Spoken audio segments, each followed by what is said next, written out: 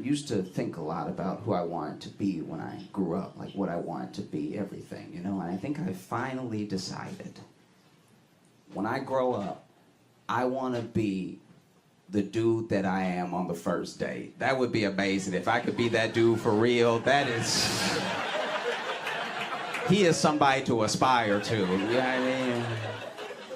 That dude Reed.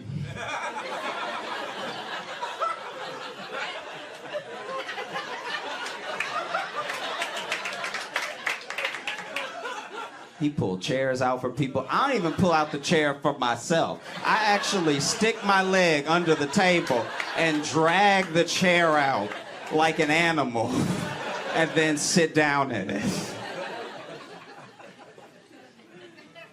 And he's got money. You know what I mean? Like, my second date's just... We going through samples at Whole Foods while we learn about each other.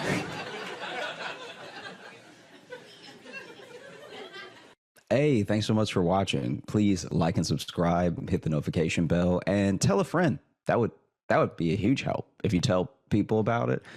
Sharing is great. There's like a share button, but if you tell people, they might click on it. Give it up for Josh Johnson.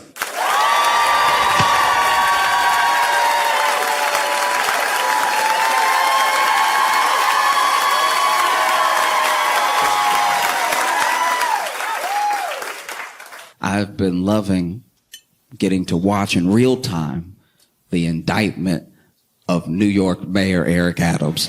This dude sucks so much. It's so bad. This dude sucks. I don't know who your mayor is, but be glad it's not Eric Adams. This dude is the worst. He's so corrupt.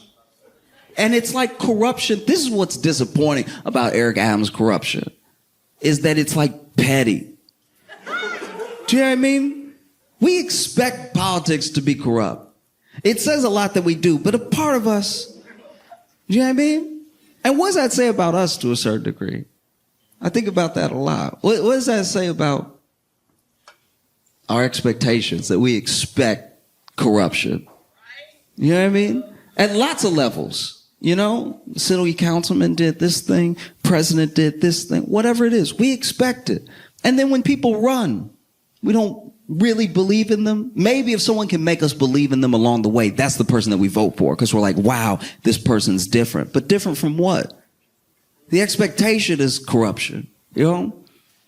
And he's corrupt in a way that's truly disappointing.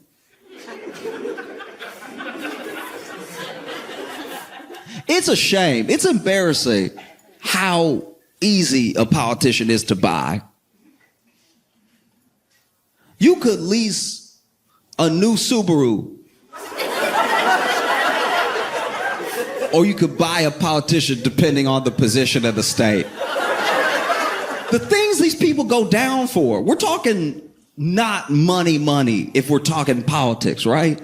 Like if I was a senator and I wanted to be corrupt, you'd have to get me good. You have to take care of me, because I might lose my job. I might go to jail. I need a nest egg to protect me. You know, something to look forward to while I'm in jail doing all that time for doing you a favor and being corrupt. Like, that's why I don't agree with it, and I'm glad he's going down for it. But Menendez makes sense. He took gold bars. That's cartoonish corruption.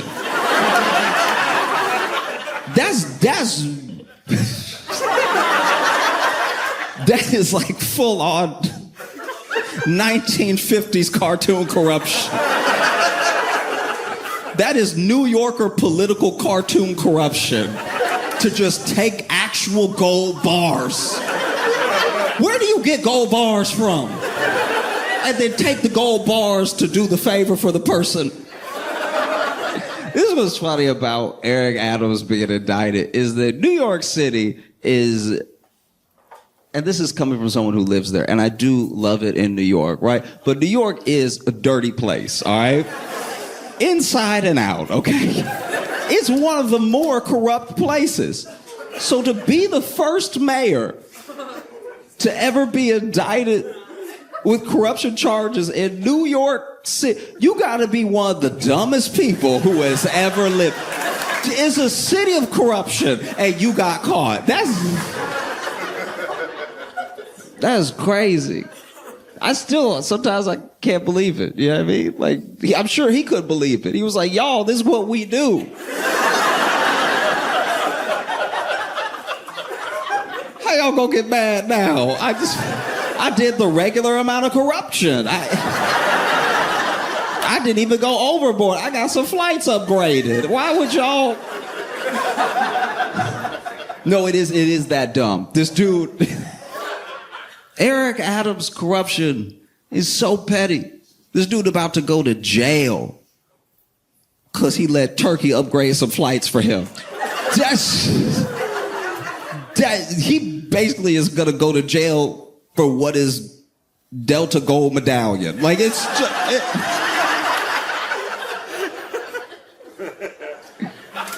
It's very petty. Some nice meals, some flights. That's great. That our mayor, New York's mayor, all it took to buy him was just treat him like a bad bitch for a night. Like, it's... Do you know how embarrassing that is? Do you know how much money is in New York? I need at least 6 skyscrapers to be as corrupt as Eric Adams. I'd be like, take care of me. No, I need land. What are you talking about, a flight? A flight where I might fall asleep and miss my corruption? No. Because sometimes you get upgraded by your airline. You get all excited. You're like, oh, I'm sitting in, got the extra leg room and everything. I can kick for no reason and stuff. And then you wake up at the destination. And you're like, dang, I didn't even enjoy the free glass of champagne and orange juice. That's his level of corruption. It's so dumb. He sucks. But Eric Adams started as a cop, right? And I actually watched this video of him. It was a very entertaining watch. Basically, when he was a cop, he did a video. Maybe he was still a cop. I don't know. Maybe he had retired. But anyway, he used his police expertise to make the video. And it's basically a video where he shows parents how to search their children's rooms for drugs and guns, right? And the thing that's amazing about it is that clearly one of two things happened. Either Eric Adams told whoever was shooting the video to just go fill a room full of crack,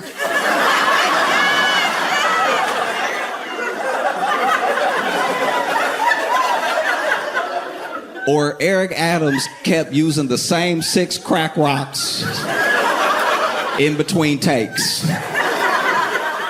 Because he was pulling crack out of places that didn't really make any sense. Like those... When you have crack, the intention is to smoke it or sell it. And where he was pulling, because then, first of all, the room didn't make sense. Because the room is supposed to be a child's room, right? But the room has stuff for a kid that's about to head off to college or somebody in preschool. Like, there's just too much going on in the room. The room makes sense if you were never going to leave that room for 26 years. Like, it doesn't... The room did not make sense at all. So then Eric Adams would do weird stuff, like he'd be like, looks like a regular tricycle, right?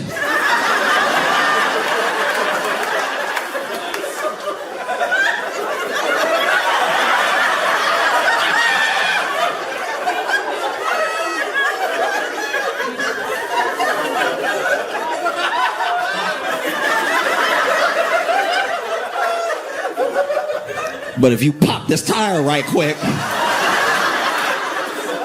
you pop this tire, pull it out, what do we find? Crack cocaine.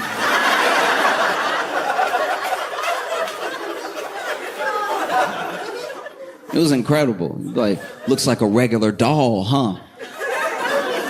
But if you stab it in the back and rip it open, what do we find? Crack cocaine. And honestly, like, look, I even get the spirit behind what he's doing, but if your child is on crack, there will be other signs.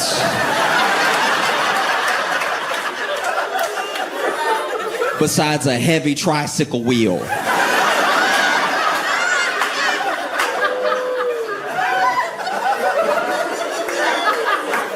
I've never seen a kid on a bike with a flat tire and been like, we're losing the youth.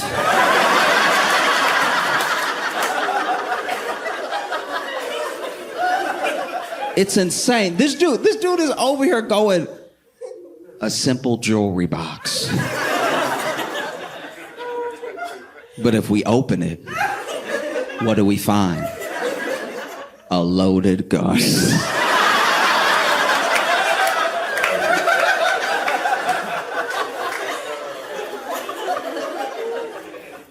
A pillow?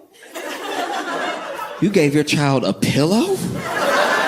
And thought that they weren't gonna do the worst with it? You reach in that pillowcase, what do you find? A Glock. My favorite was standing near a bookcase. And he didn't say these words exactly, but the feeling that I got when I was watching him was just, you think your child reads?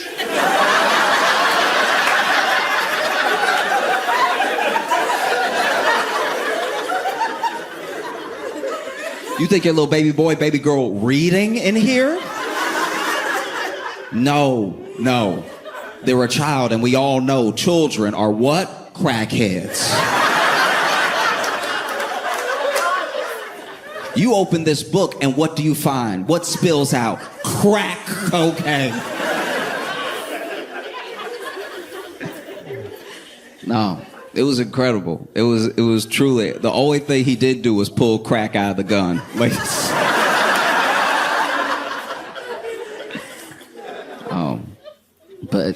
and I can't stress this enough. Eric Adams is like terrible. He really is. Like, he really is. He's the worst. It's so bad. He sucks. He sucks so much. You should be so glad he's not your mayor. Like, that's...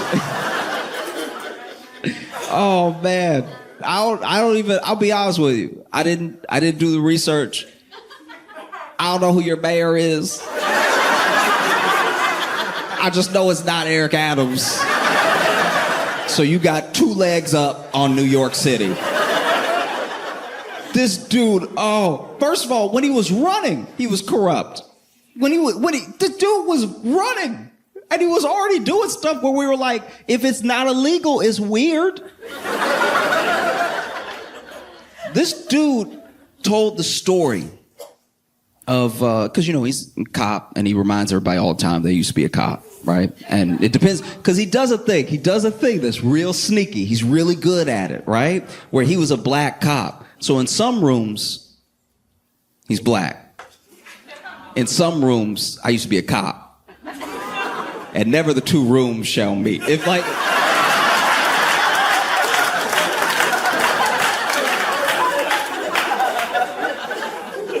It's crazy. Okay, so this dude, when he was running, would tell the story of a fallen officer, right? His friend that he loved dearly, who died in the line of duty, and he loved his friend so much that he keeps a picture of him in his wallet with him all the time, right? And it's a heartwarming story because no matter your feelings on cops, no matter your feelings on like the criminal justice system, I think everyone can understand what it's like to lose a friend, right? You can understand what it's like to lose, especially when you lose a friend when you're both in danger. Maybe you both were in the military together. Maybe you're both cops. Maybe you served in some way and then you lost your friend. And no one's going to know what that was like except for people who it also happened to, right? And he kept the picture in his wallet. Except the picture in his wallet that he showed people was printed out by his staff members, and they threw a little coffee on it to make it look old. And that's before he did anything illegal. This dude is the devil. Like, he really sucks. This dude, I don't even know how he won. He doesn't live in New York. You know how usually you have to live where you're the mayor of? I'm not gonna make any assumptions about your mayor, but I'm assuming they live here. I imagine your mayor doesn't actually live in Illinois. That would be weird, right? To come over and be like, hey, I'm here with y'all. We're in this together. I'ma go, though.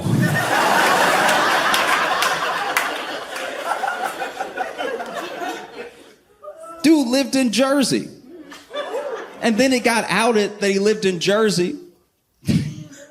And so at the last second, he had the New York Times try to help him cover it. And they did a profile of him at his house in Brooklyn that he was clearly walking into for the first time. This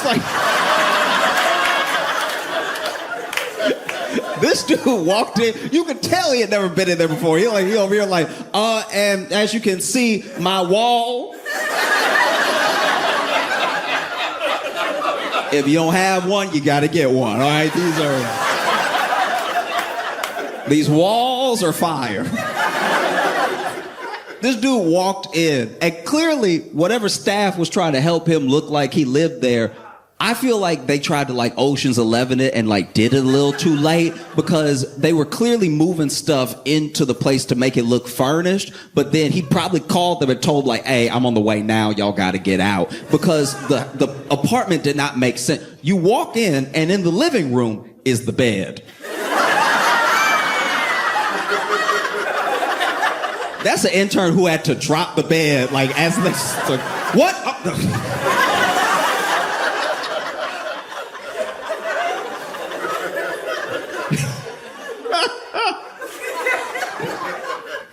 And then, you know, they go, he opens the fridge because he really tried to do this MTV Cribs for the New York Times, right?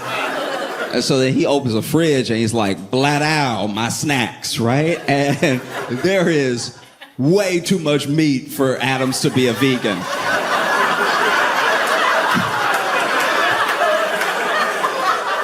There's so much meat. It looked like it was stocked by Hillshire Farms. There's way too much meat in there. Not even mistakable meat. Not even like, oh, I thought the Impossible Burger. Like, it was full-on meat. And when they ask him about it, he's like, oh, my son be sneaking in, you know what I mean? You know, because you know how when you have kids, you know, as parents, you know how when you have kids, they sneak into your home and leave food, you know what I mean? In the fridge uneaten. You know how children are. All they do is leave food in the fridge and smoke crack. That's what children do.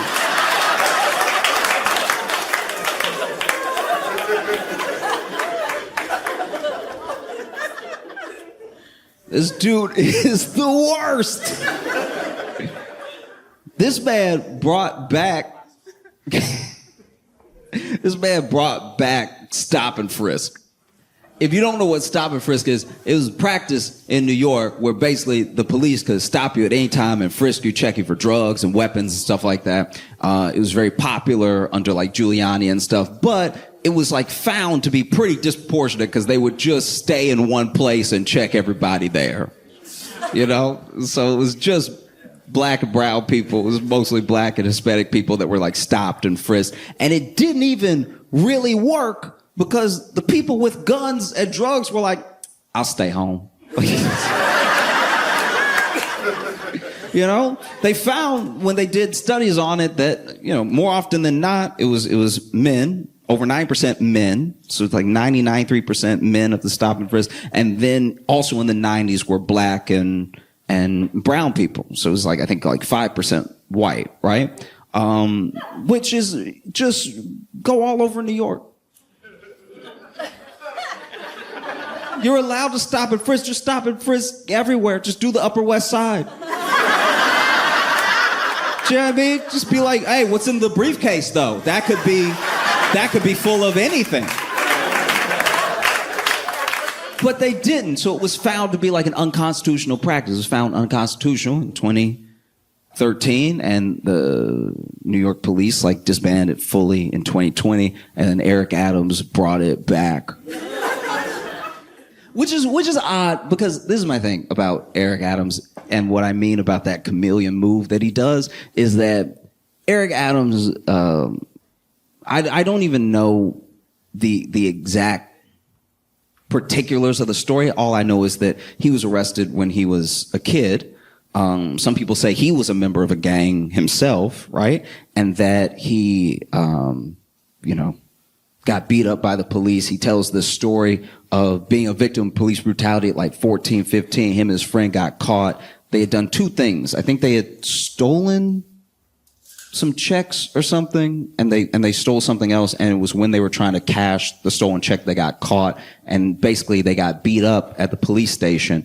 And apparently the way that I believe Eric tells it is that these white cops were beating him and his friend up, and then a black cop came in and told him to stop. And he was like, and that was the moment I decided that I wanted to be a police officer, turn my life around, everything, because I just saw the way that black cop moved, right? He's like, I saw the power, the respect. I saw the fear that people had, and I was like, okay.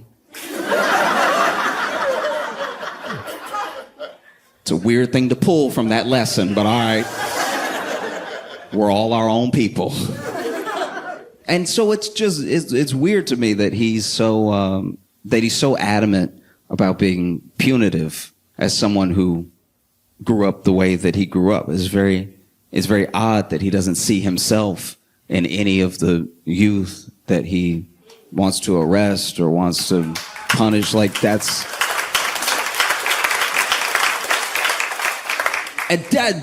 even only part of why he sucks. Like, he sucks. This dude sucks so much. He's the worst.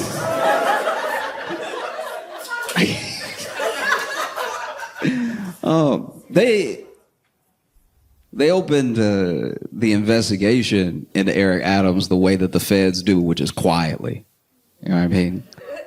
The thing that's scary about the feds is that they always get you. Their conviction rate is in the 90s. So it's basically done. Like, do you know what I mean? Like, when they show up, it's only a matter of time, right? And the feds opened an investigation into them, and this is like a year ago, that they came through and they were like, hey, we're gonna need everybody's cell phone. Your whole team, right? Which is already not great. Probably every mean thing I've ever said is on my cell phone. Do you know what I mean? Like, I try to be a good person, but if you pull up on me and you snatch my cell phone, you're gonna be like, oh, you an asshole, okay. The cell phone feels safe. And the feds roll up and, take his laptop, his cell phone, everything. And this is how you know, this is how a guilty dude moves, right? So he goes ahead and gets swooped on when the feds come and get everybody's cell phone. And he's like, oh, actually, my cell phone, I don't have it on me, right? I don't have it. And they were like, okay, we'll bring it first thing tomorrow. And he brings it. Next day, brings it, right? And then he's like, actually, I had changed my password to keep my aides out of my phone, because you know how aides are, always trying to face ID you and see what your business is and everything, even though you email them personally and stuff. But like, try to keep my aides out of my phone. So went ahead and I'm giving it to you now, but just know that I had to change the password, keep my aides out of my phone, and I just forgot it. This dude moves like a man who cheats. Like, that's crazy. And the feds basically had so much on them that they were like, oh, we don't need your phone. Because we have every other phone that you text.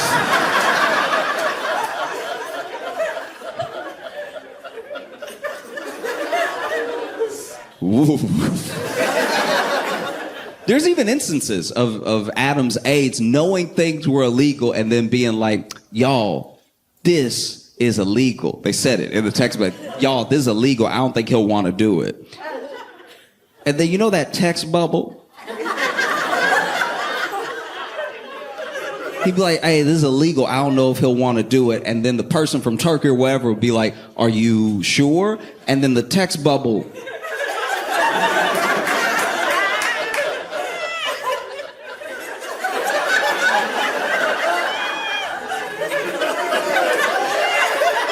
That bubble be cooking, right? That bubble be bubbling up, right? And then it go away for a second.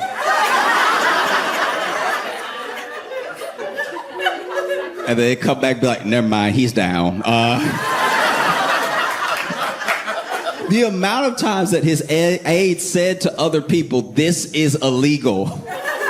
And then several texts later be like, so when are we? It was incredible. Man. It's really fascinating. And then there was like, I think it was like one of his campaign aides, one of the people that worked under him, was being interrogated. And as soon as she realized the interrogation wasn't friendly, she was like, can I go to the bathroom real quick? And so they were like, yeah, sure. And then she went to the bathroom and apparently started mass deleting as many text messages as she could. But then she was in there so long that the fans were like, she deleted text messages. Like, nobody got a boo-boo that bad. Like, I mean, who knows? Maybe she is shitting herself, but not. I can just imagine. Imagine you realize your boss about to go to jail, you might go to jail too, and now you in the bathroom just. I'll be right out. Oh, it's bad.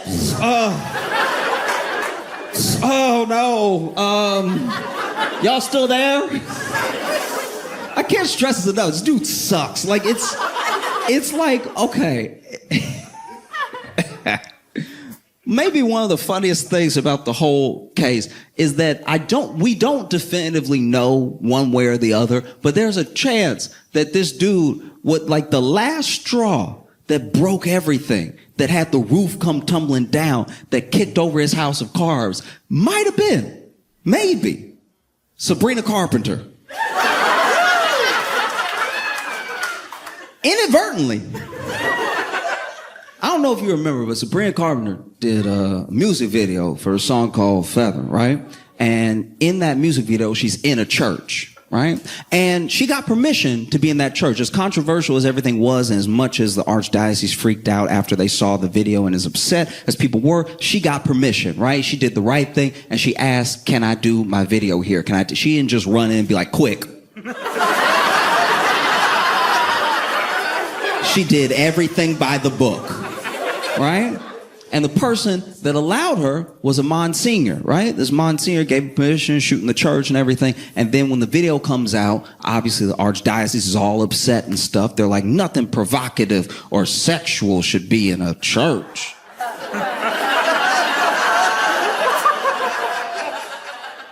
That's what they said. Don't get weird with me.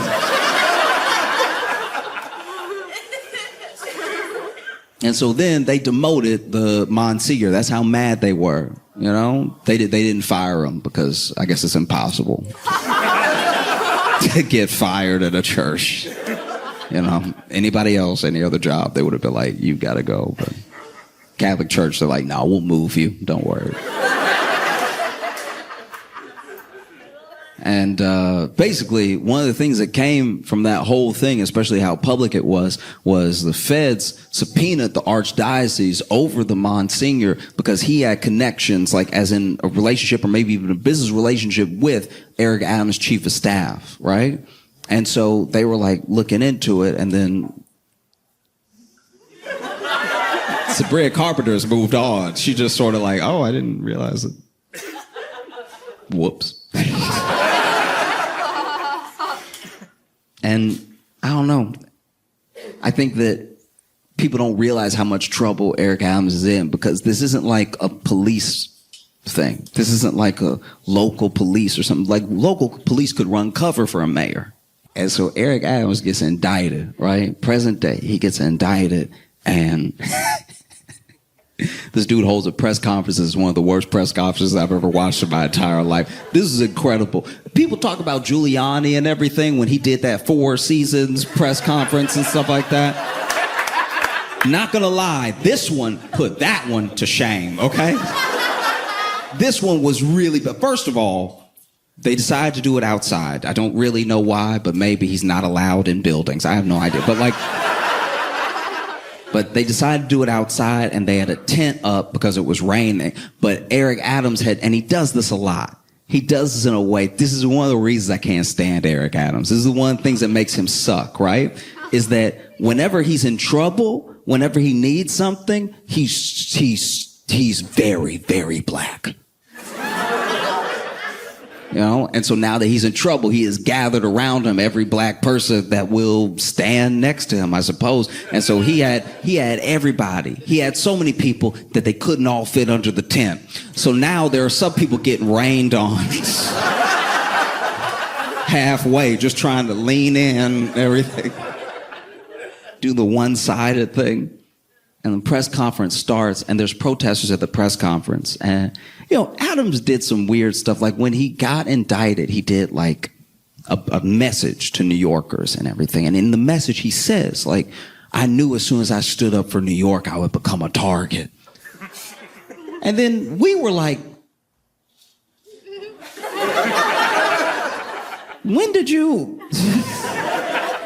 stand up, and who is targeting you? Like, this is odd. I've heard this language before, but I've never seen it make less sense since the last time I heard it. Yeah.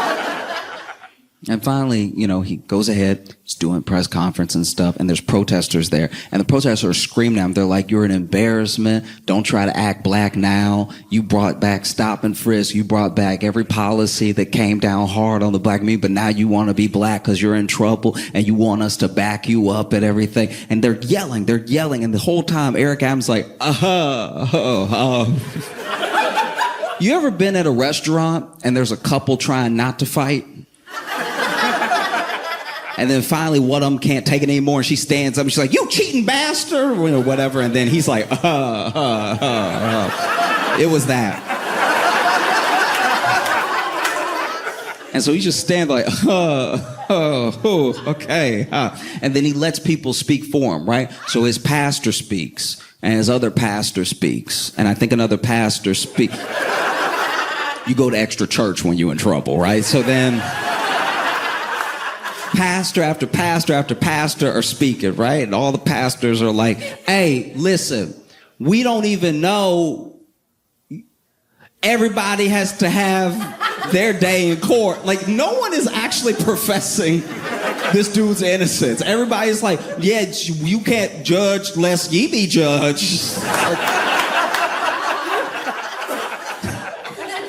And once again, remember, I told you it's one of the worst press conferences I've ever seen, because not only can not everybody fit under the tent, and not only are the people not making a convincing argument for Adams to be innocent, which is what we would very much like our elected official to be, right? This one lady gets up there, and she's been the loudest against the other protest. She's like, shut up, let him speak, blah, blah, blah, right? And so it's her turn to speak. And then she gets up there, and she's like, good morning, New York! Like, she's just trying to shout everybody down. She's like, I've known Eric Adams for 40 years! And she's just screaming, right? And he is completely... And then the mic starts going out. Completely...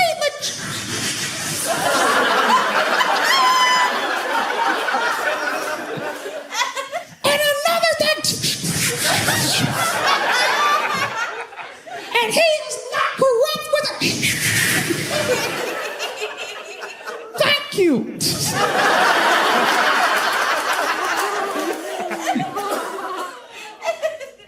And then the dude went up there, and I don't really know what his position was. I don't know. He might have just been a black dude Eric Adams pulled that day, because This guy gets up there and he goes, good morning, New York. Good morning, New York. I've known Eric Adams for years, and he is, for 64 years, he has loved and served New York, and we cannot throw away 64 years over 5 indictments. He is 64. And I was like, where's the logic going here?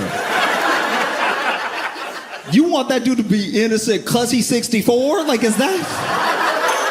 There's no way he served 64. He just is alive for 64 years. But this dude was slick with it. He was like, do not throw away 64 years over 5 indictments. Nobody gonna kill him. Like, what are you talking about? Throwing away 64, we're not dating him. He got indicted. Do not throw away 64 years over 5 indictments. He is 64, thank you. I feel like that's all I do. The Eric Adams was like, probably should have let that be a tweet. And then it's Eric Adams' turn, right? And then counter-protesters are yelling. They're like, you're an embarrassment. You're an embarrassment to black people. You are an absolute embarrassment to the city, okay? You trying to make it a black thing. It's not a black thing. It's a you thing. You're corrupt. You're corrupt by yourself. It's not a black thing. It's a you thing, right? This dude's screaming. And he's like, what? Why is anything you're saying different from Trump? You're talking about you stand in the way. Stand in the way of what? You corrupt by yourself, right? And then Eric Adams like,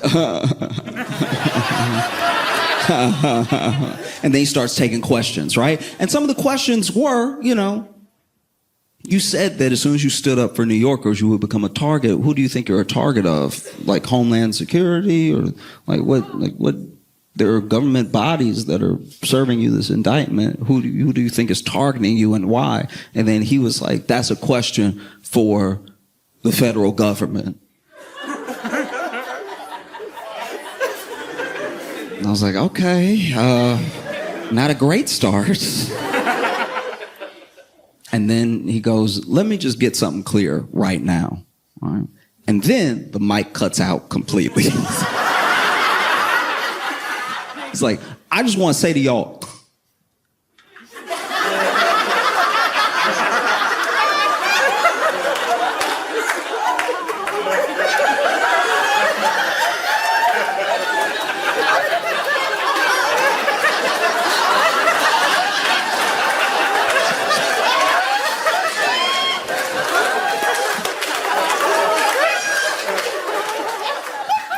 that's all I gotta say.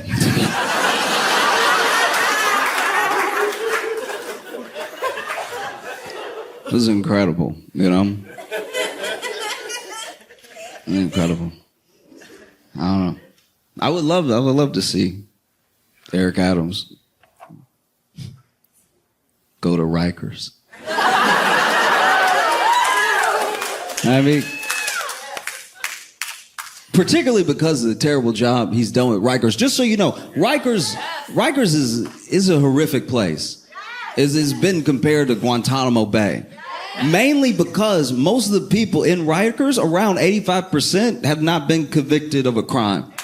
They just cannot afford to get off Rikers. They can't afford to pay bail and stuff like that. But they sit there until the trial. And the trial is sometimes 8 months away, 9 months away. So they're potentially innocent people just sitting there, rotting in a jail in terrible conditions because they just didn't have money.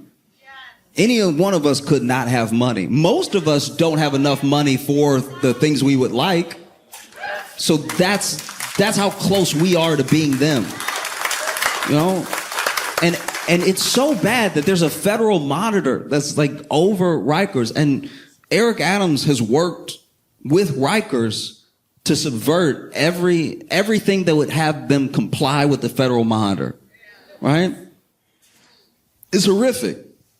And all they've really done is like try to throw money and staffing at the problem, but then money and staffing have become the problem because now Rikers is such a cushy job that there are a lot of people who don't show up for work. So now they really are wasting money because they'll be understaffed on a day where everyone is scheduled and then everyone calls in sick. And then people die at Rikers. People die every year at Rikers.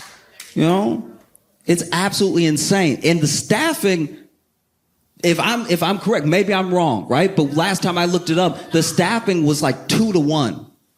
No jail has 2-1. No jail anywhere has 2-1, you know? And so what a poetic thing it would be, you know, for the guy that a year ago gave the key to the city to Diddy.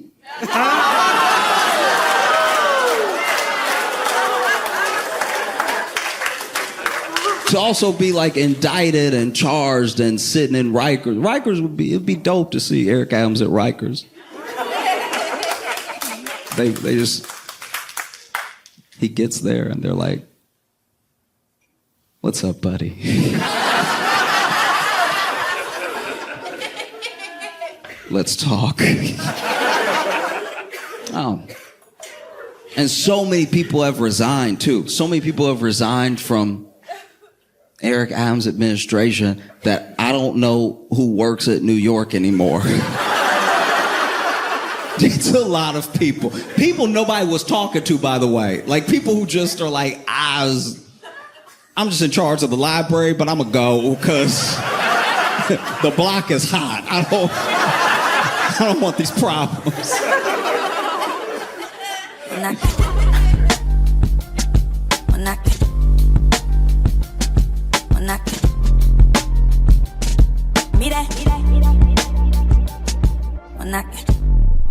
I don't know if y'all saw what's been going on in the House of Representatives, but they they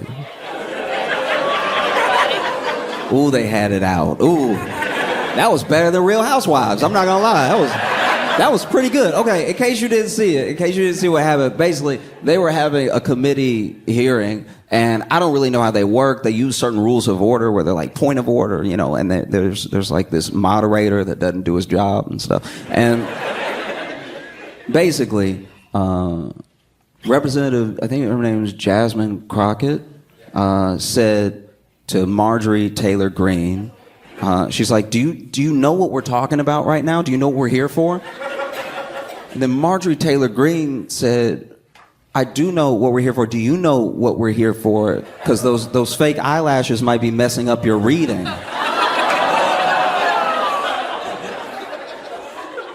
And immediately, everyone had a reaction, and AOC was the one to be like, hey, can we strike this from the record? You can't do this. Like, this is crazy. You're not supposed to engage in personal attacks on appearance or personality during a hearing. Like, you have to have some form of order, right? And then the person that runs the committee that doesn't do his job was just sort of ignoring her. So then, you know, they let it go. But before that, you know, Marjorie Taylor turns to AOC and she's like, did I hurt your feelings or something? And then AOC said, girl, no. Baby girl, no.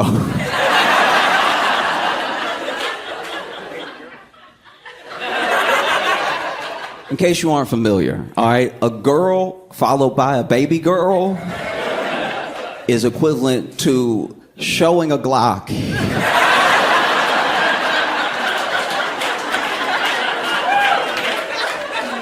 I've never had a woman tell another woman in front of me, girl, baby girl, without something happening next. That's because it's such gentle language. Because it's two women talking to each other. So girl implies like my girl, hey girl, you know what I mean? Girl, and then baby girl. Baby girl is smaller than girl. Baby girl comes from an even gentler place, but is somehow much more violent. Baby girl. I'll put it this way. Girl is hair. Girl is, you know, snatching up someone by their hair. Baby girl is choke. Baby girl is hands around the throat. One hand is baby, the other is girl. Baby girl. Whew. And then later, Representative Jasmine just asked the leader, the one who doesn't do his job. She was like, hey, I just want to check, just so I know the rules. I want to check if I were to say something about somebody's beach, blonde, bad built, botched body.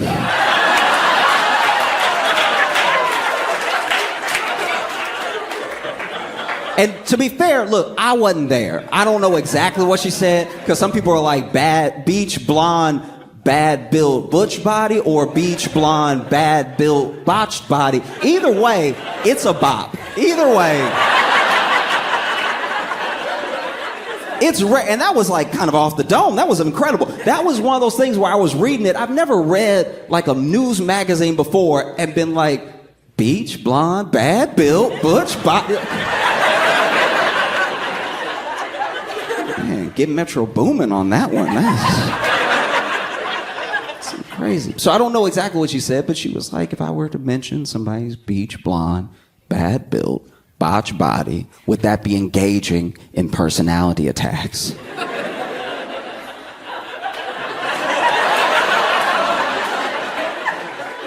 And then a bunch of people on the Republican side made the same noise as the Democratic side before. And then they were like, this is not the time, blah, blah. And then Jasmine was like, no. Because y'all love to dish it out, but you can't take it. And then the article ended. And I was like, that's the problem with journalism today. That's what... Now I gotta go watch C-SPAN to see how it ended.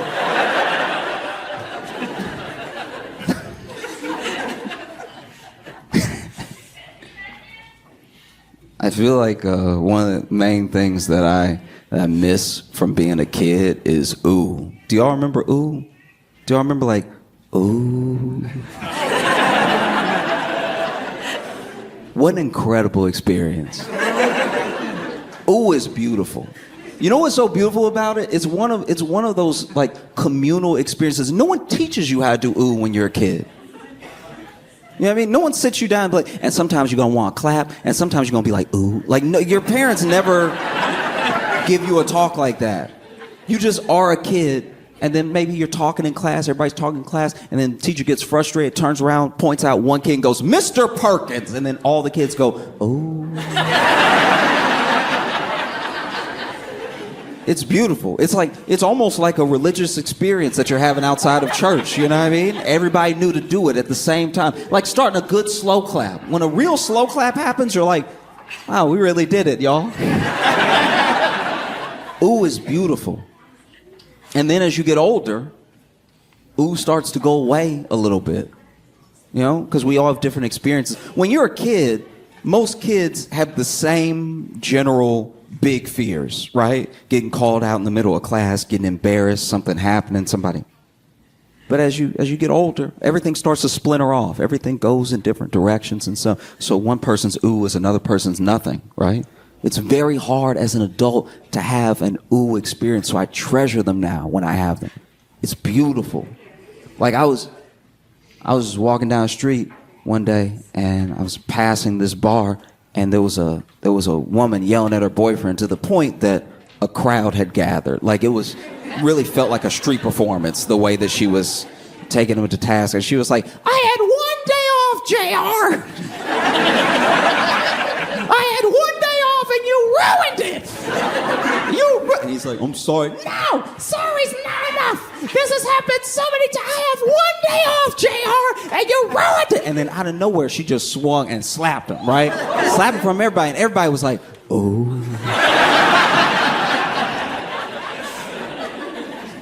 And just like that, I was like, wow, I'm back in it. This is incredible. I went to a friend's wedding a while back, and the thing that was amazing to me about this wedding is just how personal it was, right? So it was a smaller wedding, so it wasn't like a huge room or anything, and the groom got his best friend to officiate the wedding, right? And I think that's kind of cool. You know, some people want someone, like if they have it at a church, they want like their pastor to do it, but just someone that makes it special, right? And then the couple, they wrote their own vows, which I also thought was pretty cool because it was very specific stuff to them that was like cute and was funny and stuff like that. And you can tell that the friend officiating was nervous because he was holding the mic, but it was like shaking in his hand, everything. It was all very, very sweet, right? And then it got that time to, you know, say like, do you take, and everything. And then, you know, Buddy looks at the groom and says, do you take Ashley? to be your lawfully wedded wife. But Ashley was the groom's ex's name.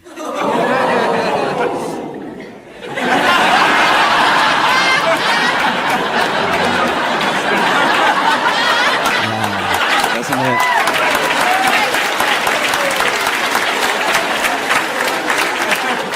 Doesn't it just feel good to just let it out? Oh. You know, I don't know, admittedly, I don't know much about dating, but I do know white people. And the weather has a real effect on y'all. It's a nice day out, and every person I made eye contact with has told me.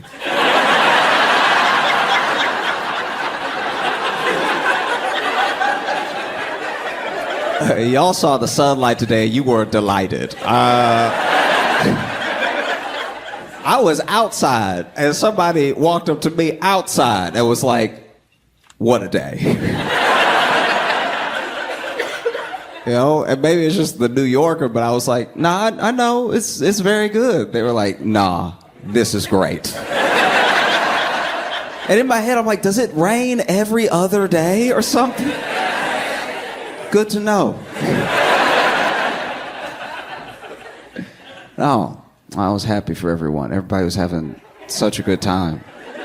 You know, it's like the weather today felt like when your friend wants you to see a movie really bad, and then they watch it with you, but they watching you watch the movie to make sure you're enjoying it as much as. But then you're like, "But I see it," and they're like, "No, but are you paying attention?" It's like, you not paying attention. You looking at me.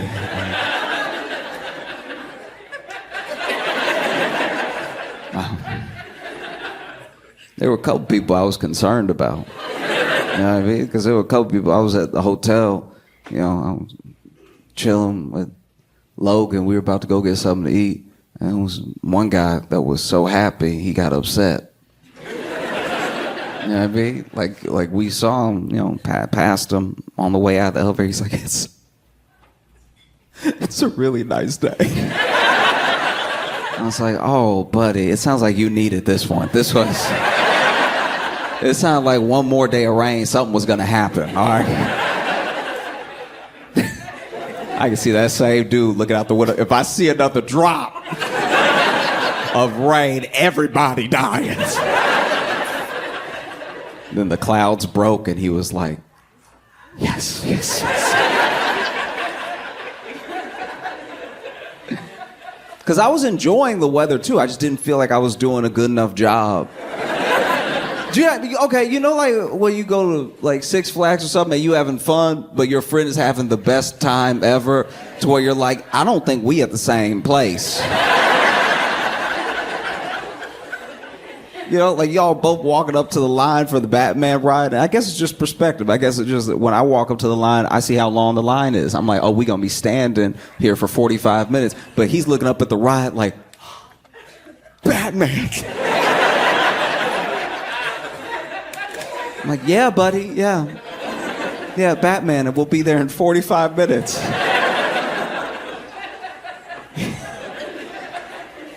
Oh. I had a realization that I'm getting older now, and as a man, like as a grown man, I'm actually too old now to get kidnapped.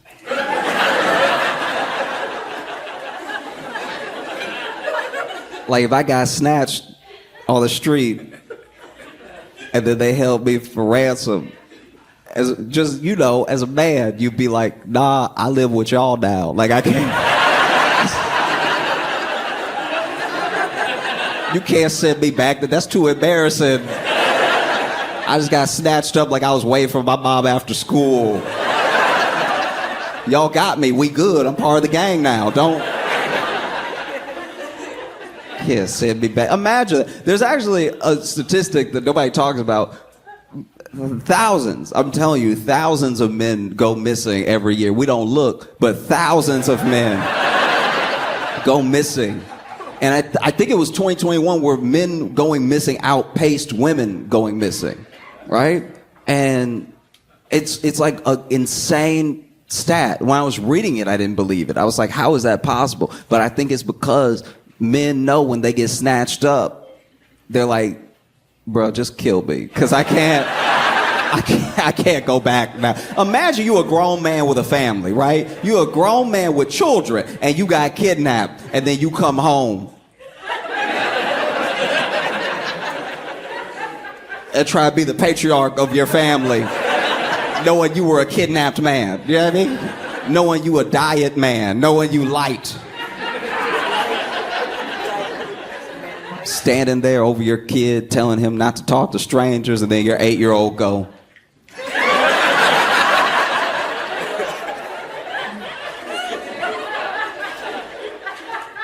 well, Dad, between the two of us, I'm not the one that's been snatched up before. I'm not the one that's walking around irresponsibly.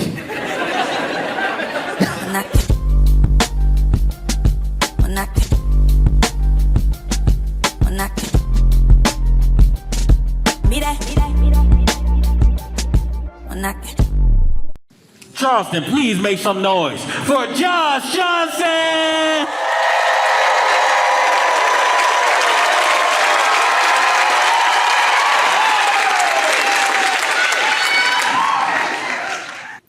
I was talking to one of my friends, and he said that he knew, the first time he knew his neighborhood was broke was when the bank closed. It's a pretty good indicator. The bank holds that branch's money, and that branch is falling off. And said he went to the bank, and he basically just straight up asked the teller, he's like, hey, do you know why this branch is closing? And she was like, are you here to make a deposit or a withdrawal? And he was like, withdrawal. And she was like, yeah, that's why. That's it in a nutshell. That's exactly what's happening. You do enough of that, and then there is no bank. We're just kind of a building with a little bit of parking. I don't know. I look back at the ups and downs I've had in my life. I've been broke off and on my entire life, and there's a weird solace sometimes in being broke at the right time. Everyone thinks that the security is in having means and having money, but sometimes not being a part of the circus is its own solace in a weird way. You know that it's bad when you're really shopping at the dollar store. There are things anybody could use at the dollar store. You need a fly swatter, you might as well run up in the dollar store. You know what I mean? You need a dustpan, might as well run up in the dollar store. But if you're really shopping at the dollar store, things are not great. I would go in the dollar store for stuff you shouldn't even be buying from the dollar store. They sell it, but even the cashier look at you like, you sure? I'm talking about, well, you have to get your meat at the dollar store. I knew I was in a bad situation when I went to the dollar store and was looking at that meat in the fridge, and I was like, because the meat at the dollar store, they don't go into specifics. You go to Kroger, Walmart, you go to Target, you go to any of these places, and you'll see the brand of the meat, and then you'll see, all of the little no preservatives ever, completely organic, all the stuff. When you go to the dollar store and you buy your meat, it just says the price and it says meat.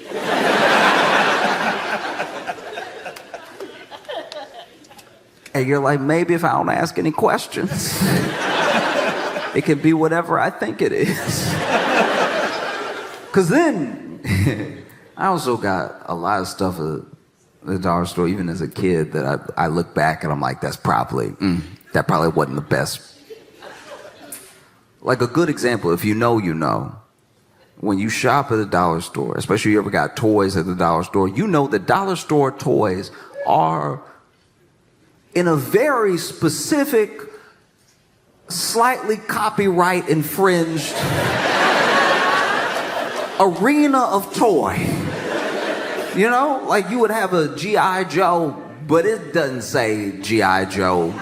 It just says soldier. And you buy the soldier, and it even got the setup like a G.I. Joe, like it stands like a G.I. Joe, but the legs a little too short. So some very long arms. I couldn't tell if the arms were long or the legs were short. And it doesn't have like grip action. It says that on the front, grip action. It just has a hole. They didn't make a hand. They made a hole stub. And then this hole stub is what you go ahead and put the little toy gun through. But then they didn't really measure out the gun versus the hand. And so the gun is not in proportion at all. So it looked like this would blow his arm off if he tried to shoot it. But you bring it home and you're playing with it. And you're like, yeah, soldier, get him. And he's like, I'm gonna get him. Oh, I'm gonna get him. They getting it right now. Trust me. Nah, they getting it. Look. Point me over here. No, it was terrible. It was very bad. It was horrible. You know, you would have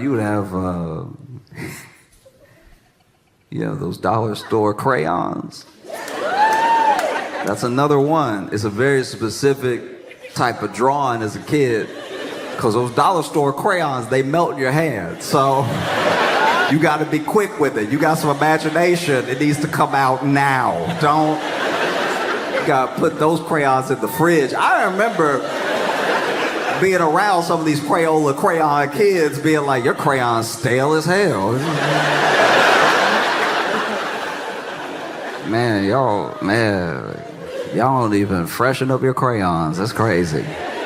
That's why your pictures stink. You know what I mean? My pictures smell like leftovers.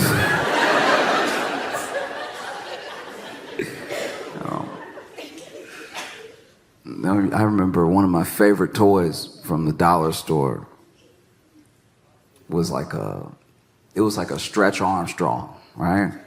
But it was Stretch Armstrong.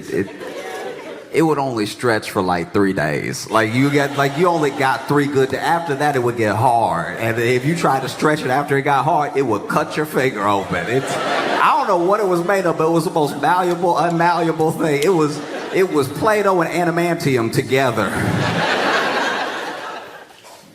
No, it was crazy.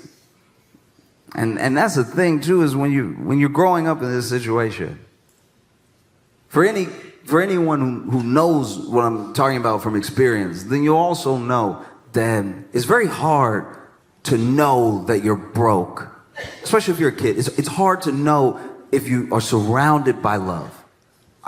My family loved me so much, so much. They still do. I make it sound like make it sound like there was a falling out. They still love me. But no, I was surrounded by love. I had my grandparents, and my mom, and my dad's love. I had my aunt, and my uncle's love. I had my cousin's love. I had so much love around me. And when you're surrounded by that much love, you don't know that you don't have money when you have that much love until you meet somebody who has both.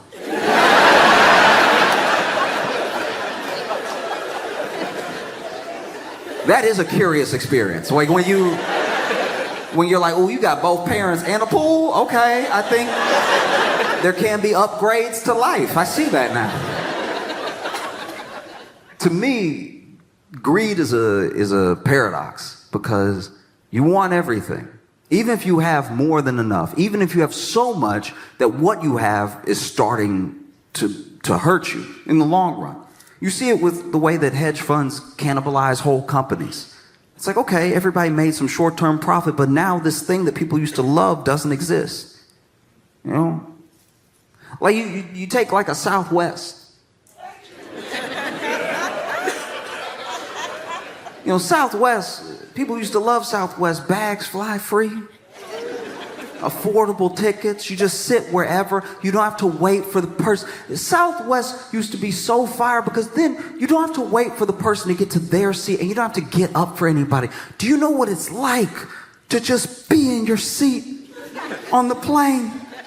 And it's almost, everyone's almost here. There's a couple of stragglers. There's almost nobody coming down that aisle anymore. You even settle in. You're like, oh, I may not have a seat next to me. This may be the promised land. You get so comfortable, you're like, man, I might put my other leg over here. Southwest had a brilliant idea.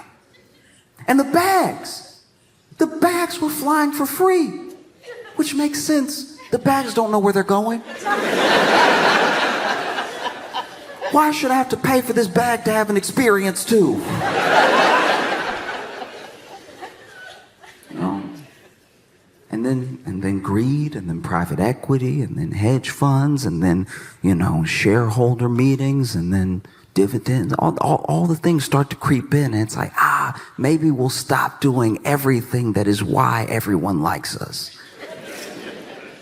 Maybe we'll just be like the other airlines. They make money, but then you actually look at the people who fly Southwest and they were like, oh, y'all aren't nice enough to be like them though. Like, your seat doesn't even go back like that. Why would I pay for everything here that I pay for over there? That's crazy. And so then you see people plummet, because they're making decisions based on money, but not money that they need, just more money that they might be able to get, you know? And there's only there's only so much that a business can grow. I understand a startup's passion, and that passion makes sense because the company just started. But after a while, it's like, do you really need to own everything? If the answer is yes, it's like, and they don't say it to us. They say it to each other. You ever get a hold of a recording of a closed door meeting and the way they talk about their own customers? You know, that's why greed is like a paradox to me. You're so greedy that then you end up cannibalizing your own company, your own efforts, yourself. You end up hurting yourself. American greed is another paradox because as much as we know that the millionaires and billionaires maybe got their money in a way that's a little nasty, we also kind of want to be them a little bit. Everybody wants their piece, but we know how bad it is. You know, there are people who I know who want to be billionaires. They aspire to be billionaires. But if you ask them to name like a good billionaire, it's a hard quiz. But they want to be the billionaire because they're like, no, I will be different.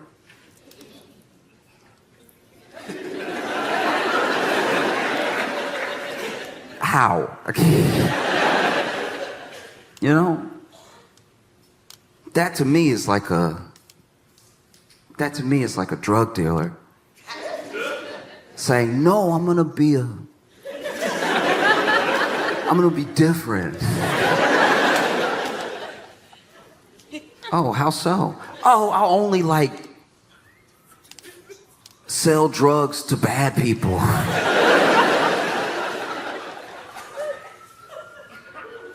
How will you know that they're bad people? You know, word will get around and they'll buy my drugs and I'll be like, that's a bad guy.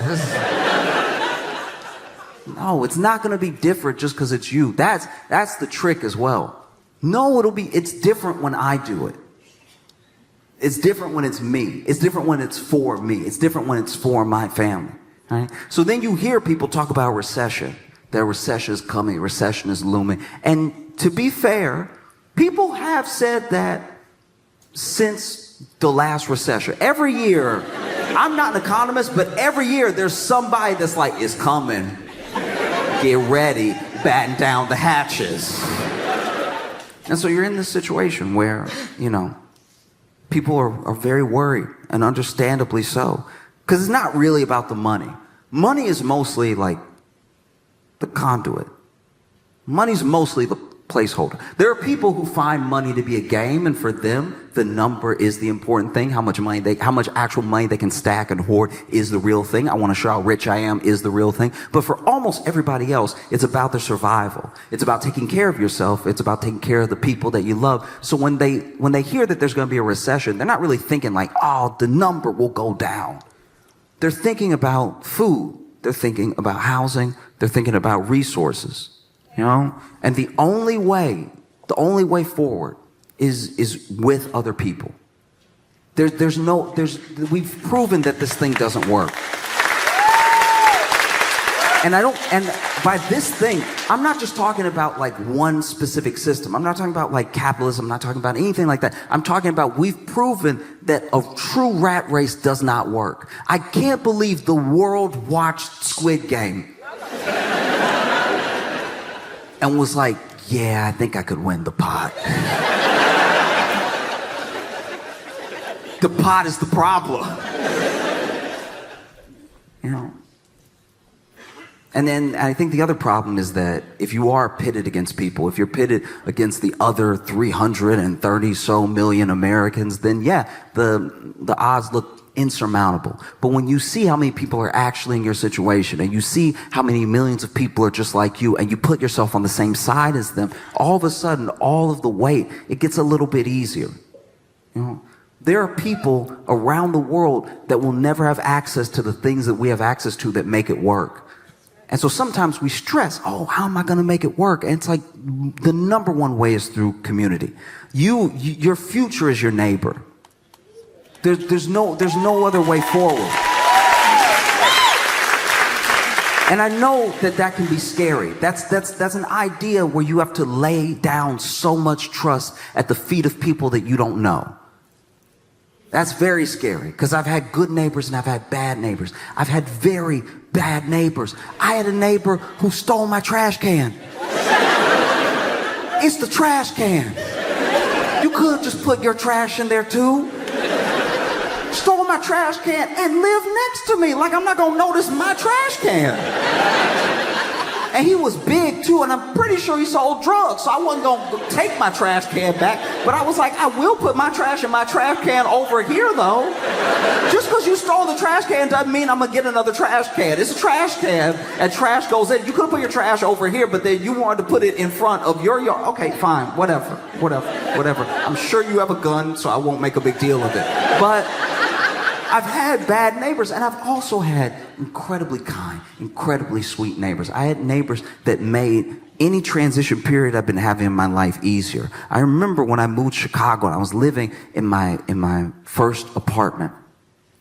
I had a neighbor that knocked on my door. I had been living there for like 2 days, and I didn't have stuff. I'm like this broke kid who just moved to Chicago with like 2 suitcases of like clothes and a couple of other things. And so knocks on my door, and it's like, hey, this older guy.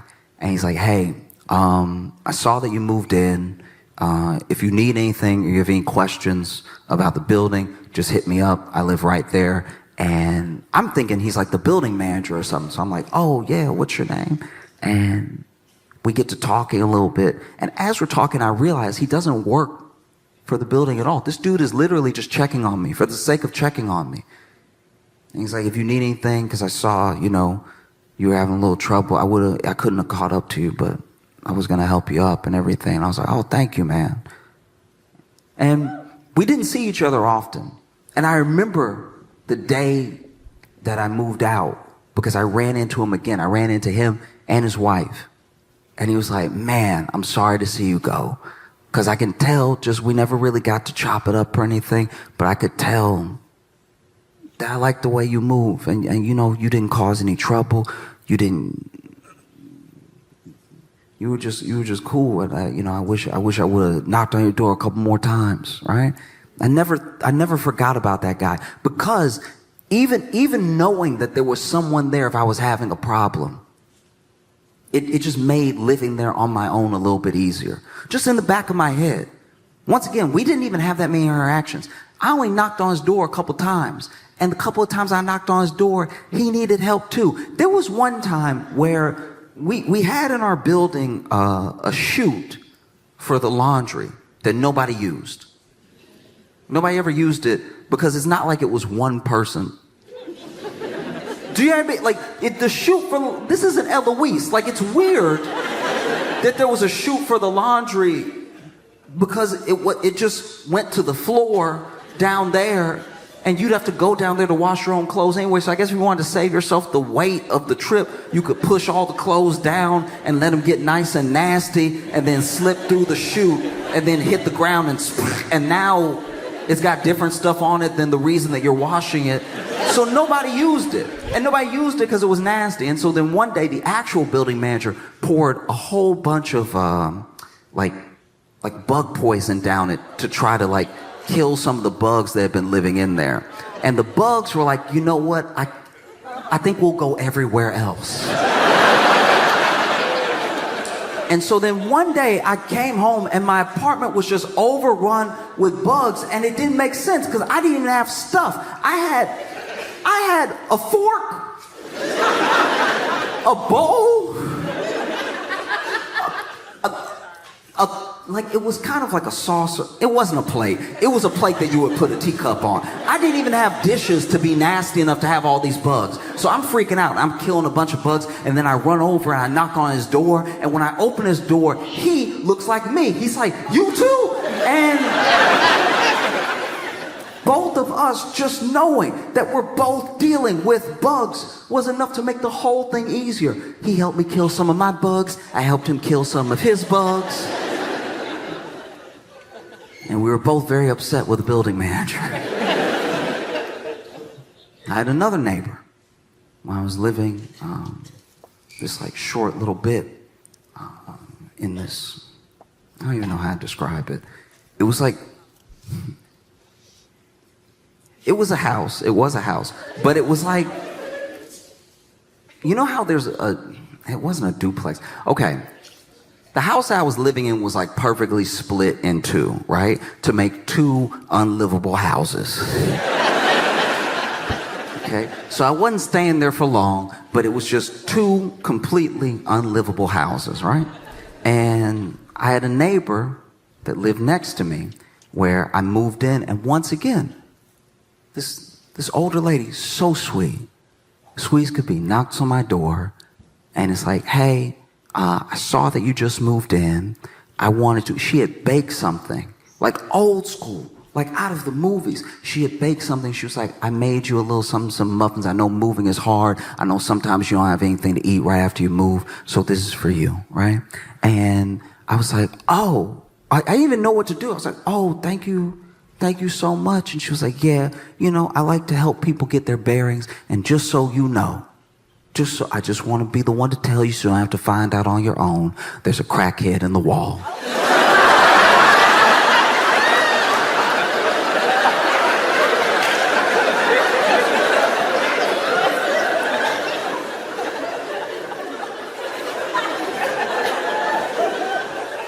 And when you get that type of warning, it does make you look at the muffins twice. One has nothing to do with the other. But I was still like, oh. And she was like, "Yeah, we thought it was a bird for a long time." And then he started talking.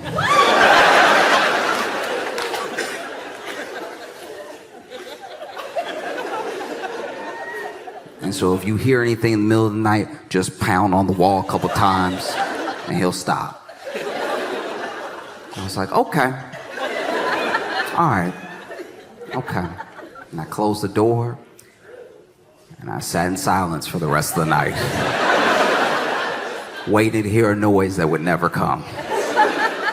It wasn't until like months later I heard some scratching in the wall, and I was like, how does somebody just live with it? And so I knocked on her door, and she came to the door. She was like, "You hear him too?" And I was like, look, I know you lived here longer than me, but in case it is a bird, maybe we should call animal control. Just throwing it out there, right? And she's like, you can do what you want.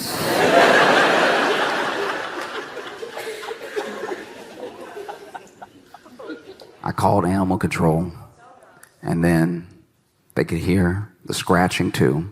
And then they went ahead and went on the roof, and they said that they found a slight hole in the roof, and turns out it was a bird. It had been a bird the entire time, and I'm pretty sure it was a bird when she heard it, but maybe she just had the TV on. Maybe she was like, he's talking. Animal control leaves with the bird. I go over, I tell her it was a bird, animal control called the bird, and she was like, thank you so much. Seriously, thank you so much. That has been happening for like 8 months, off and on, and I was positive it was a crackhead.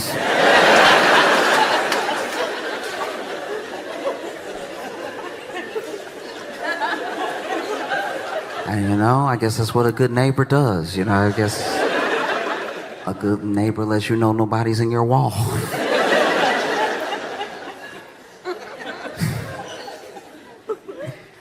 Because I think fundamentally the toughest thing people are facing right now is like a true way forward where they can trust other people to help them and take care of them. And I can't tell you to just blindly put your faith in people that you don't know, even if they live next to you. But what I can tell you is that most people return energy. Most people give like for like. So if there's a community that you want around you, all you have to do is be its founder. If you are the one knocking on your neighbor's door, letting them know you're here, if they need anything, they'll probably do the same for you. And it's so simple to build community. It's so much more likely that you're going to build community than you're going to become a billionaire. Do you know what I mean? Like,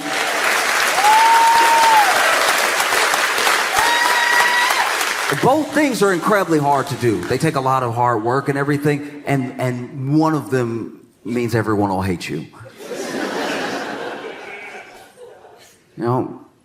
Because when you're broke as well, the thing that happens, I think, the most often is that we have a real misunderstanding of each other. Rich people, the rich people that I've met in my life, no rich person I know feels rich. They feel comfortable. Now, they'll do whatever it takes to maintain their level of comfort, but they don't feel rich. They're like, no, I'm just comfortable. I'm just chilling. And you show them how much they make, and they're like, yeah. I got to maintain, I got kids, and then you show them how much the rest of the world makes, and they're like, ooh. Okay, maybe we don't tell anybody how much I make. And the same thing, when you're broke, there's a genuine misunderstanding around the decisions that people make when they're poor, around the way that people think, because there's not the possibility of thinking past tomorrow, because you're not even sure you're going to get there. Do you know what I mean? When you really don't have means, when you really don't have money, you come off wild sometimes because all your requests are strange, because you're just trying to piece things together just so you can make it to the next day. Like a good example is I used to work at a grocery store, and one time in the break room, we're eating our lunch, and this one dude opened his lunch and then just said out loud to everybody, hey, I made a hamburger at home, but oof, does anybody have a top bun?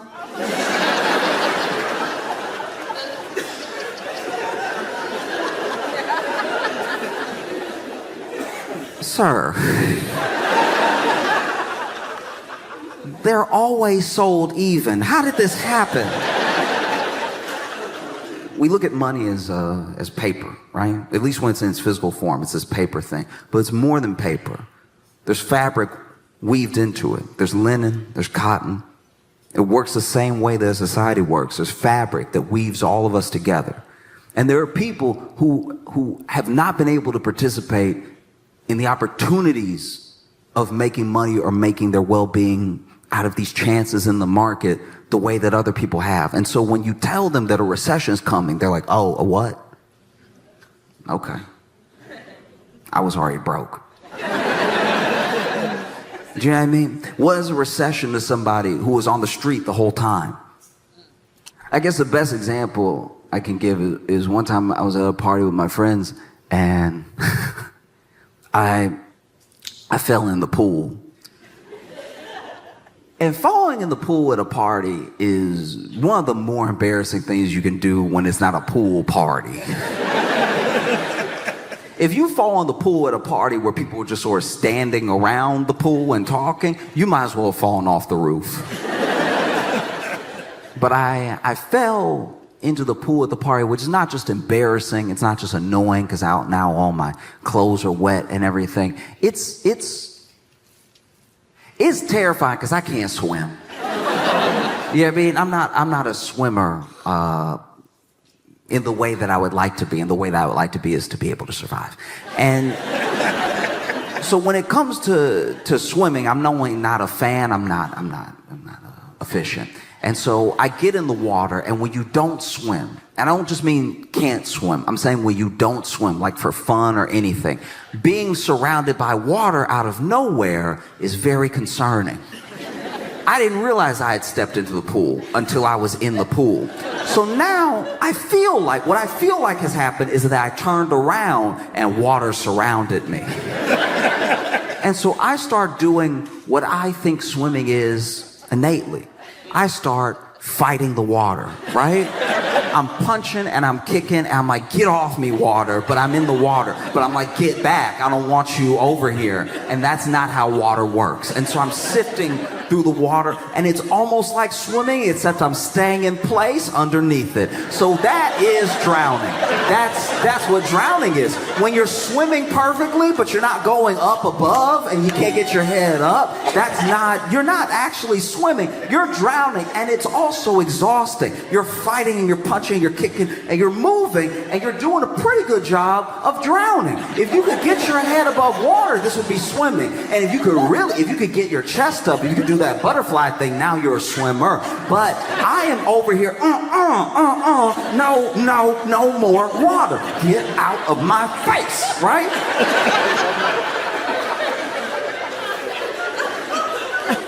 So then it takes someone pulling me out of the water for me not to actually drown. And not right after, not soon enough after, but pretty soon after, we leave the party. And not as soon as you would like if you almost drowned. You know what I mean? Like and it's tough too, because like the dude saved you as your ride. So now he's doing you two favors, you know? So then, you know, man saves me. And my buddy pulls me out of the water. And now, you know, we stay an extra 20 minutes because now he's got his MAC points for saving a life in front of everybody. You know what I mean? That's what most embarrassing. The only thing more embarrassing than like showing a whole party full of people you can't swim is to be sitting there wet while the person that saved you tries to mac on somebody. Just like, yeah, you know, I do what I can. I do what I try to help out the people, you know, and doing my best. Yeah. And it's like, also, my man didn't. Look, I'm not necessarily trying to give notes on being saved, but like, my man did jump in the pool and grab me and lift me up and swim me to the shore of the edge of the pool, right? This man just stuck his arm in and kept clawing at me until he got the back of my shirt. That's barely saving. Like. When I tell you that I'm over here, stop it, water, no, I don't want any more. And then he is over here, bow, and he missed like 8 times. So he was punching me in the head. while trying to save my life.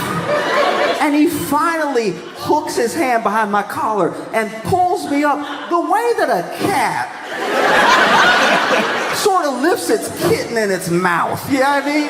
Just sloppy. And then I'm also still fighting. I don't know what's pulling me up, so I don't know if that's more drowning. I don't know what the effects of drowning feel like. So now I'm not necessarily fighting his hand, but I am still fighting the water. And so if you were on the other side of the pool, it does look like I was drowning. He reached in, dunked me one more time just to be safe, and then pulled me up. Because I don't know that he's trying to help me. But when he finally pulls me up and I'm over here coughing up the water and everything, this man helps me get up out of the pool and then immediately sees the eyes on him and everything, sees the opportunity, and he's like, oh, yeah, you know.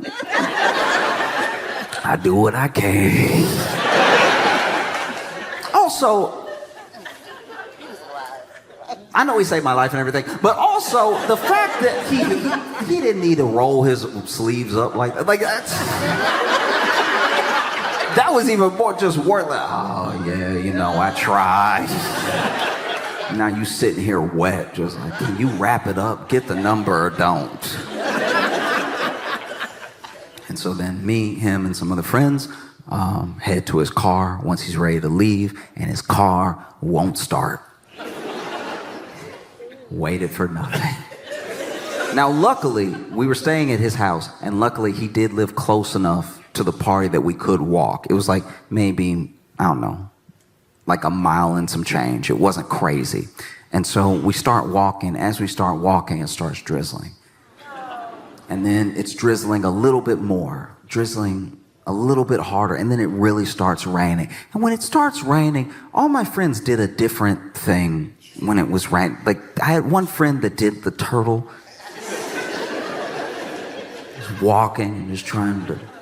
And I get it, because he has some deep collarbones. He would have had 2 lakes on either side of his neck if he had just let the water hit. That would have been 2 puddles he had to carry. So I understand him trying to... Then I had another friend who was over here doing this, which genuinely pissed me off. That's one of the craziest things I've seen.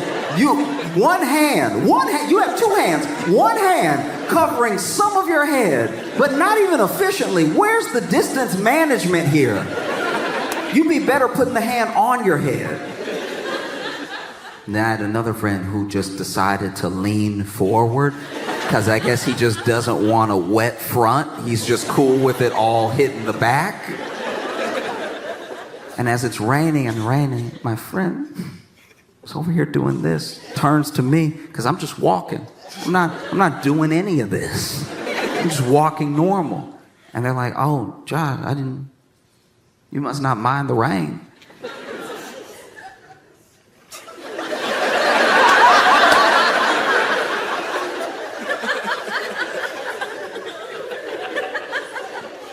And I was like, I almost drowned 20 minutes ago. And that's what it's like when you're broke. You're almost drowning all the time. So when people try to scare you with talks of a recession, you're like, why would I? What? You're doing this. I'm already wet. And the way to ensure that you're going to be okay, the way to ensure that your family is going to be okay, is by creating chains, by linking up together with other people, with other families. Because the way forward, your future, I guarantee you, it's not in the market. There's a belief that, like, if I can just get enough ahead, maybe I'll pull some other people with me. And that sort of thinking is the reason that we as the people can be taken advantage of so easily when it comes to money. It's like, I can get you a little bit ahead. Oh, I'd like to be a little bit ahead, right? But the way forward, your future, I promise you, it's in your neighbor. I promise you, there's no one that's going to take care of you like the people that are actually next to you. And it's kind of daunting to me. It does freak me out a little bit that there are so many people, every election, every year, no matter who's president, that expect the person in office to make them rich. don't you know this is America? Do you know what I mean? Like, that's just not how it works. It's not how it's ever worked. You may like the person in office, you may not, but I guarantee you they're not gonna make you rich. That's not how anything works. And don't get me wrong, I've had dreams before. I had a hard time getting to know people, and I had a hard time communicating with people. I'm an only child, and my mom wanted me to have friends so I wouldn't be crazy. And so, as a single parent with one kid, my mom, the only thing she knew how to do was go ahead and take me over to her other single parents' friends' houses where they had one kid, and she was like, maybe y'all will just play and not be crazy together. And sure enough, there was a time in my life where my parents got back together, and so we were a 2-income household, so I started to get the good toys, right? The real good toys. I'm talking WCW, NWO, wrestling toys, Sting, Goldberg, Kevin Nash. And sure enough, you know, I remember I got those toys. Those are some of my favorite toys in the world because I didn't know ankles had come out yet. I would hold up my Kevin Nash and I'd be like, bow, bow, bow, bow, bow. Look what he does. Bow, bow, bow, bow, bow, bow, bow, bow. He had knees, he had ankles, he could do this. That's crazy. I was used to this only. Maybe if you were getting fancy, some of this, but I wasn't used to this. This thing right here, this is crazy. Real shoulder movement? My mind was blown. It's like, look at what this thing can do. Bow, bow, bow, bow, bow, bow, right? And so then my mom took me over to her friend's house, and her friend had a kid, and you know, I went ahead and brought over 2 of my toys. I brought my Kevin Nash and I brought my Sting because I'm trying to make a good impression. And so we're talking, they're talking, and finally we go to his room to play, and my mom leaves to go run some errands or something. And I quickly realized after my mom left that he was crazy. He was genuinely crazy because all of his toys, every single one of his toys, didn't have a face. None of his toys had faces. I don't know if he was chewing them or if he was burning them, but they were gone. And so he looked at my Sting toy and he was like, oh, we have the same one. And I was like, I don't see how that's possible.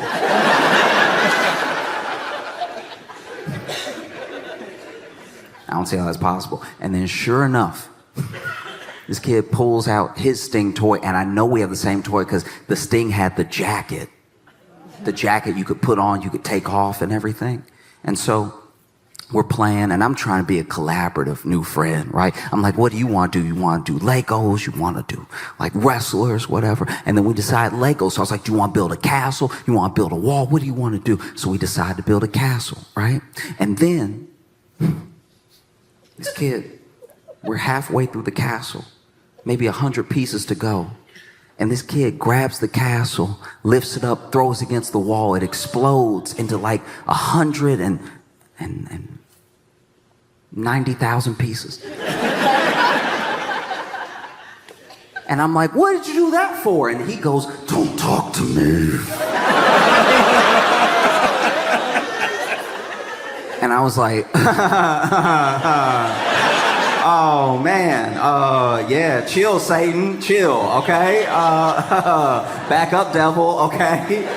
Because I had been prepared in case the situation happened, because I knew I wasn't a crazy only child, but I knew there were other crazy only children out there. So I already had my thing on me, right? I had that lance in my back pocket. I was like, don't you come near me. I will cut you open. This thing is 6 weeks old.